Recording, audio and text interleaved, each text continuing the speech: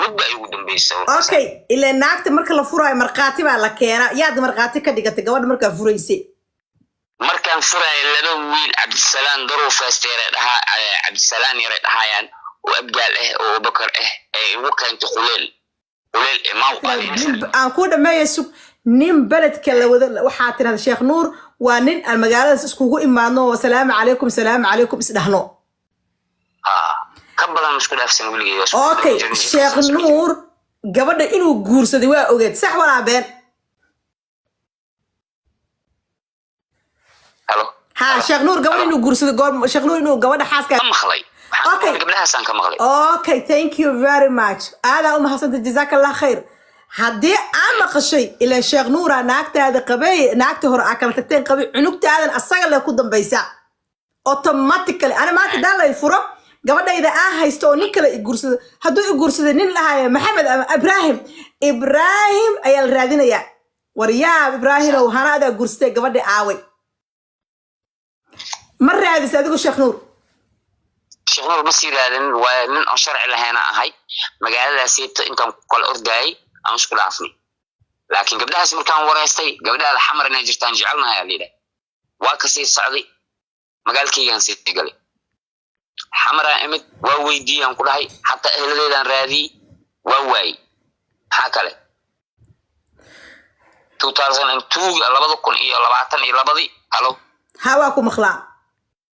2022 adku isoo wacay idhaayo gabadhaadi yaa la helo Sheekh Nuur Allah hada si goorma kugu dambeysay waxa ugu dambeysay 2022 bishii lixaad bishii shanaad inay tahay aan jeclahay okay hadda qadka hadda ku soo gelnaa qadka ma ku jiraysaa waa ku jira qadka maxaa ugu jiro okay dhageysa marka qadka saasa ugu jiraysaa Sheekh Nuur aan soo gelinayaa adiga Sheekh Nuur marka aniga wax su'aalaya mood eagle walaalow ducaqadu mareebin intaan soo galay ana ku soo qabanaa haye way handay waa ka dansaday haye sheeka inaad iga jaahil bixisidaan rabaan dhahay haye oo gabadheena xageeda waxay tiri hadda meel buu ahaa ninkii wax yar ii soo qabtay dad ha ii soo qabanina amniga dhan waa aruurinaya wax yar ii sug wallahi amniga way ka wada aruurinaa haddaan wada qaadaya sugo qof aan u reebaya ma jirto qof aan isoo saarina suga idinka suga asxaabka kugu darey wanaaga amniga in kugu dhiibay kulli waxa bilowday dadka inaad soo saartaan ana idin aqaan hal qof aan u reebaa ma jirto no face waan ka wada qaadaya remove it konton riyaal la iga qaatay ilaa 20 riyaal oo waxa 70 riyaal aan ku nikaxsaday okay gabadha markay guursatay kadib maxaa lagu dhahay isha reerkeeda ma la xiriirtay reerkeeda telefoon waa ku xanaaqin baayada xilligaasayto telefoon aan ugu jira ayada guriga iskaabulka ay ku ahayd ee dadka la degneed aan qolka in adeerkiis aan arrinta waday arrintan wax ka ogay gabadha madaxeed saas loo furfaado haye kadib waxaa laga codsaday Nuur miyaha hadii ninkii dhahayaa in adeerkiis oo ogyahay aswaa ogyahay macnaha ninkii oo la hasiiha lacagta ninkii oo qaat okay gabadha aan oo dhimanayeen marka gabadhi walaalo wareeji gabadha Soomaali u dir ticketka lagu soo diraa lacag lagu soo diraa ogo gabadha dir eedeeda u baahan eedeeda sugaysa gabadha dir haye gabadhi way hooyir lacagta gabadhan madax furush way lacagta waxa loogu dhiibay ninkaas Denmark joogo naam